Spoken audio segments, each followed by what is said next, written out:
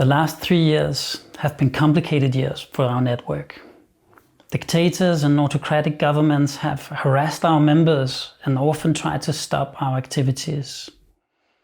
Illiberal movements have challenged the very idea that human rights and democracy are values that we should fight for. And in our day-to-day work, the lockdowns related to the COVID pandemic have made our life and our work much more complicated than it was in the past. Nevertheless, these 3 years have also been years of resistance and continued insistence on human rights and democracy. We have sharpened our focus. As network, we've also introduced new work methods. And most importantly, we've stood together.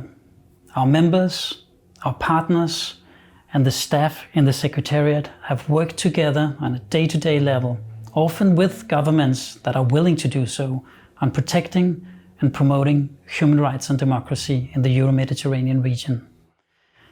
By doing that, we have managed to deliver to a quite large extent on the promises we made at the last General Assembly in 2018. Let me give you 5 examples of that. First of all, we have, as we promised, increased our ability to counter the trend of shrinking space. More than 30% of our activities that we've done over the last 3 years relate to this very important area. Secondly, we have remained a key partner for the EU and other international organizations when it comes to all the thematic areas we work on: women's rights and gender justice, migration rights, and more recently, economic and social rights. Thirdly, we have also improved our focus in the national advocacy programs we do. In some areas, we work with governments, Tunisia and Morocco, for instance, critically helping them to uphold human rights and democracy. In other areas, Algeria, Egypt, Turkey, Israel and Palestine, we've been forced to work more on protection and promotion of rights. A fourth example is our ability to increase our visibility over the past 3 years. We simply are more present in the public than we have ever been. And one example of that is our migration program, where we've seen enormous demand from media and we've been able to deliver.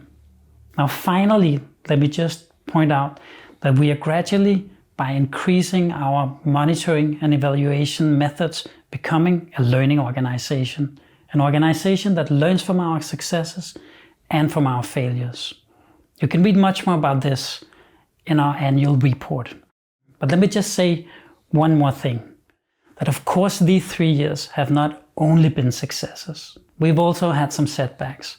We have not delivered as much as we hoped on Syria, partly due to lack of funding. Neither have we been able to do the annual seminars on discrimination that we hope to do, simply because we used the funds for other programs. Now, these 3 years have been complicated, but also full of achievements.